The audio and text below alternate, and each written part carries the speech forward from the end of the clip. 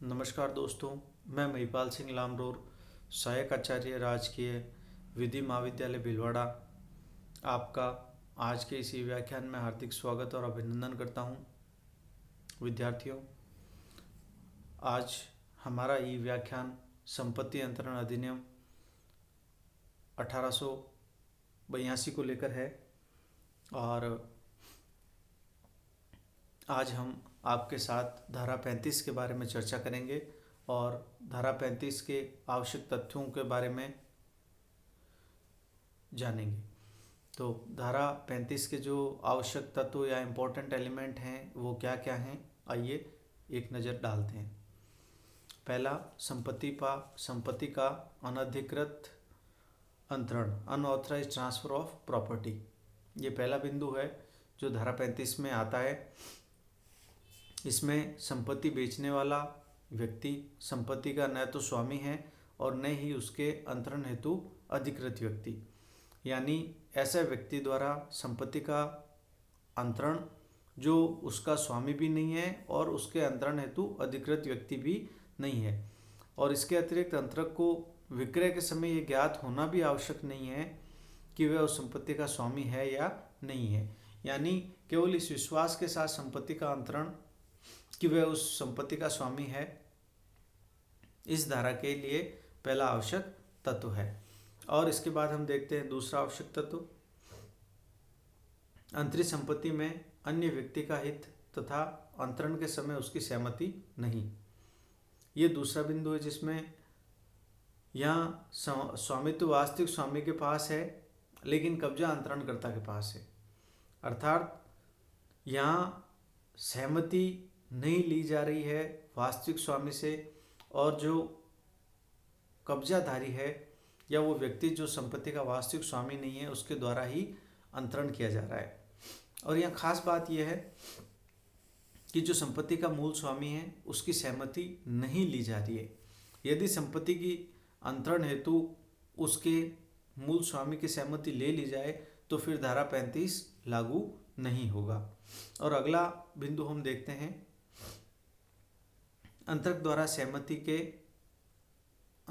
संपत्ति के स्वामी को लाभ देना, यानी जो व्यक्ति संपत्ति का अनाधिकृत अंतरण कर रहा है वह इस अंतरण के माध्यम से उस संपत्ति के मूल स्वामी को कुछ लाभ देता है और यदि ये लाभ ना दिया जाए तो धारा 35 का जो अंतरण है वो अवैध हो जाएगा।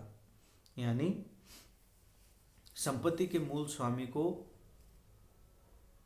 अंतरकर्ता द्वारा किसी लाभ का दिया जाना जिससे धारा 35 के अंतर्गत होने वाला अंतरण संपत्ति के वास्तविक स्वामी के लिए लाभदायक सिद्ध हो सके और उसे किसी प्रकार की हानि न हो। और अगला बिंदु है, संपत्ति का अनाधिकृत अंतरण तथा संपत्ति के स्वामी को लाभ प्रदान करना एक ही संव्यवहार तथा एक ही दस्तावेज का भाग होना जरूरी। यानी ये जो धारा 35 का अंतरण है इसमें संपत्ति का अंतरण करता व्यक्ति जो अंतरण कर रहा है और इसी अंतरण के माध्यम से संपत्ति के वास्तविक स्वामी को कोई लाभ प्रदान कर रहा है, ये दोनों ही बातें या दोनों ही तथ्य एक ही संव्यवहार का भाग होना चाहिए और एक ही दस्तावेज के माध्यम से इनका निष्पादन होना जरूरी है।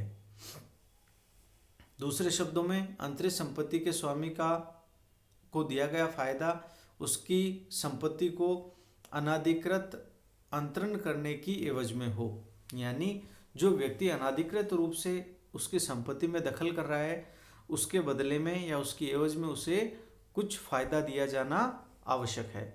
अगला बिंदु है, संपत्ति के स्वामी द्वारा अंतरक द्वारा दिए गए फायदे को स्वीकार या अस्वीकार कर निर्वाचन का उपयोग करना।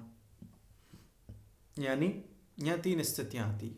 पहली स्थिति ये जब संपत्ति का स्वामी हाँ कहे, दूसरी स्थिति जब संपत्ति का स्वामी ना कहे और तीसरी स्थिति मौन या साइलेंस। इसमें भी 3 स्थितियाँ आती है। हाँ, यदि फ़ायदा स्वीकार कर लिया गया है, यदि फ़ायदा स्वीकार कर लिया संपत्ति के स्वामी ने तो उसकी सहमति मानी जाएगी या उसकी तरफ से हाँ समझी जाएगी। दूसरी स्थिति, बिना हाँ ना के फायदे को 2 वर्ष तक उपयोग में ले या उपभोग करे, यानी जो फायदा उसे दिया गया है उसे 2 वर्ष तक अपने पास में रखे और उसका उपभोग करे, तब भी हाँ माना जाएगा। और इसी तरह अगला बिंदु आता है तीसरा, फायदे का उपभोग ऐसे कि पूर्व की स्थिति में लाना असंभव हो जाए, यानी जो फायदा उसे दिया गया था उस फायदे का ऐसा इस्तेमाल किया गया जिससे अब उस फायदे को पुनः उसी स्थिति में नहीं लाया जा सकता। उदाहरण के तौर पे हम देखें कि एक व्यक्ति को दूध दिया गया और दूध का उस व्यक्ति ने दही जमा लिया, तो प्रश्न आता है कि क्या दूध को वापस दही से दूध बनाया जा सकता है? तो जवाब आएगा नहीं। क्यों? क्योंकि दूध की स्थिति में ऐसा भौतिक परिवर्तन हो चुका है कि वह पुनः पूर्व की दशा में अब नहीं लौट सकता। तो जो फायदा दिया जाता है संपत्ति के स्वामी को, यदि उसमें इस प्रकार का परिवर्तन कर दिया जाए कि अब उसे पुनः उसी रूप में प्राप्त नहीं किया जा सकता है, तो भी संपत्ति के स्वामी द्वारा अंतरण हेतु हाँ माना जाएगा। और अगला बिंदु, निराश अंतरिति को कुछ विशेष परिस्थितियों में संपत्ति का मूल्य प्राप्त करने का अधिकार। कुछ ऐसी स्थितियां जहाँ निराश अंतरिति कौन?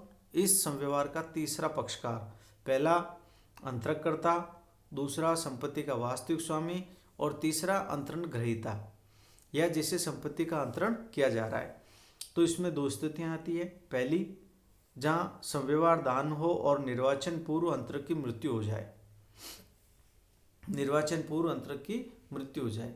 यदि किसी अंतरक ने किसी संपत्ति का दान किसी व्यक्ति को कर दिया है या तृतीय पक्षकार को कर दिया गया है और निर्वाचन से पूर्व अंतरक की मृत्यु हो जाए, तो वहाँ चूंकि दान कर दिया गया है और अंतरक की मृत्यु हो गई है, यानी दान की एक खास बात है कि ये घोषणा करते ही तुरंत होना, इसका तुरंत किया जाना अनिवार्य है। अब चूंकि अंतरक मर गया है और संपत्ति के स्वामी ने इसे मना कर दिया है अंतरण से, तो अब निराश अंतरिति को उस संपत्ति के मूल्य के बराबर की रकम वसूलने का हक पैदा हो जाएगा। और दूसरा, जहां संपत्ति का अंतरण प्रतिफल के बदले हो, इन ल्यू ऑफ कंसिडरेशन, यानी संपत्ति का अंतरण किसी प्रतिफल के बदले हो, तो प्रतिफल प्राप्त करने का अधिकार भी निराश अंतरिति को प्राप्त हो जाएगा। तो आज के ई व्याख्यान में हमने ये देखा कि धारा 35 के आवश्यक तत्व क्या क्या हैं और इसमें किन किन बिंदुओं का समावेश होता है। आगे की चर्चा हम हमारे अगले ई व्याख्यान में करेंगे। तब तक के लिए नमस्कार।